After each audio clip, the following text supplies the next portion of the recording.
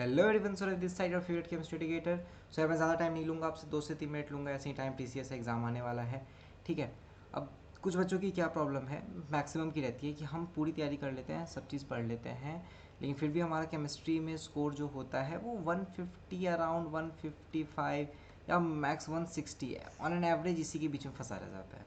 अब हमें समझ भी नहीं आता हम क्या करें। हमने तो पूरी तरीके से तैयारी कर चुके हैं, हमने सारे चैप्टर पढ़ चुके हैं, सब चीज़ कर चुके हैं, लेकिन फिर भी स्कोर इसी के बीच में रह जा रहा है। तो अगर मानो आपको 155 आ रहा है, ठीक है, तो आपको कितने मार्क्स चले गए? आपके मार्क्स चले गए 25 मार्क्स के। यानी कि मोर और लेस आप मानो आप 45 क्वेश्चन अगर केमिस्ट्री में आपको नीट एग्जाम में आ रहे हैं तो आप 40 सही कर रहे हो, 5 में जो है वो दिक्कत हो रहा है। अब देखो, ऐसा तो नहीं है कि आप 40 अगर सही कर रहे हो तो आपने सिलेबस नहीं कंप्लीट किया, इसका मतलब आपका सिलेबस तो कंप्लीटेड है अच्छे तरीके से। ठीक है। अब देखो, 2 ही रीज़न है इसका कि आपका मार्क्स नहीं बढ़ रहा है। पहला रीज़न जो बहुत कम होने का चांस है कि आप एक दो कुछ ऐसे चैप्टर छोड़ रखे हो या आपको उससे डर हो गया है। अगर ये रीज़न है तो बहुत आसान सा काम है, आपको उन चैप्टर को अच्छे से कर लेना है। लेकिन ये रीज़न होने का प्रोबेबिलिटी मेरे को बहुत कम लगता है। ये है तो उसको इम्प्रूव करो, अपने आप 10-15 मार्क्स बढ़ जाएंगे। अगर ये नहीं है तो हम सीधे सीधे सेकेंड रीज़न पे आएंगे, जो कि मेन रीज़न है। That is simple mistakes. जो हमें लगता है कि सर हमें आता है फिर भी गलती हो गई। हमने एक क्वेश्चन किया था, नहीं पता नहीं कैसे गलती हो गई, पेपर में से टफ क्वेश्चन सही हो गया, लेकिन पता नहीं हो गई अब गलती है। अब 2-3 क्वेश्चन सर हो गया, पता नहीं क्या। देखो, एक दो क्वेश्चन तो थोड़ा आगे पीछे आ जाता है हर पेपर में, तो उसका टेंशन नहीं लेना, लेकिन 2-3 क्वेश्चन सर आते हुए गलती हो गई। तो अब क्या करना है आपको? ठीक है, मैंने पहले सिलेबस को इम्प्रूव करने के लिए बताया था, लेकिन अब तो 1 महीना बचा है, तो अब अभी भी इम्प्रूव नहीं हुआ तो अब क्या करना है आपको?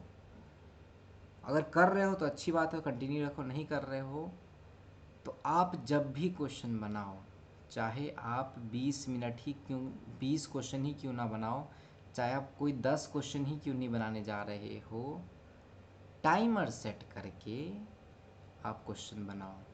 चाहे आप केमिस्ट्री के 25 क्वेश्चन सॉल्व करने वाले हो, कोई चैप्टर पढ़े उसके 25 क्वेश्चन सॉल्व करने वाले हो, तो उस 25 क्वेश्चन को स्टॉप वॉच लगाओ, घड़ी, फ़ोन, अलार्म क्लॉक, किसी चीज़ में भी, और रख दो। आप जितना टाइम केमिस्ट्री को एग्ज़ाम में देते हो उसके प्रोपोर्शनल में निकालो 25 क्वेश्चन को कितना टाइम दोगे, चैप्टर के अकॉर्डिंग। इनऑर्गेनिक है तो कम दोगे, ऑर्गेनिक है थोड़ा ज़्यादा, फिजिकल है तो और थोड़ा ज़्यादा दोगे। ठीक है, तो उसके अकॉर्डिंग टाइम सेट करो और बस उसको सोचो 25 क्वेश्चन मेरा नीट का है, ये 25 क्वेश्चन मेरे को अब ये मेरा डिसाइड करने वाला है।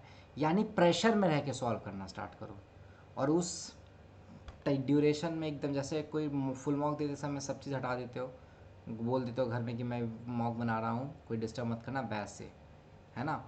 सो अब अपने आप को प्रेशर में डालना स्टार्ट करो, प्रेशर में ही सब सॉल्व करने, घर में ही वही चीज़ उसमें सॉल्व करने की आदत हो जाएगी उस माहौल में, तो एग्ज़ाम में गलतियाँ, वो जो सिली मिस्टेक हो रही है वो बंद हो जाएगी। क्योंकि फ़र्क ये होता है, जब आप फुल मॉक करके कोई टेस्ट देते हो तो आपको प्रेशर रहता है, जो कि नॉर्मल टाइम में नहीं रहता है। तो आप वही चीज़ डेवलप करना स्टार्ट करो, इम्प्रूव होगा। और अगर ये तरीका से इम्प्रूव होता है, करो, बहुत होगा, टेस्टेड चीज़ है, होना ही होना है वो। तो वापस आके इसी वीडियो के कमेंट सेक्शन में बताना अगले 15 दिन में कि इस चीज़ से आपका मार्क्स में इम्प्रूवमेंट आया है कि नहीं आया है। ठीक है, चलो अब लगे रहो पढ़ने में, और कोई भी इशू हो कमेंट सेक्शन में बता सकते हो। बाय बाय, टेक केयर, पढ़ते रहो, जय हिंद।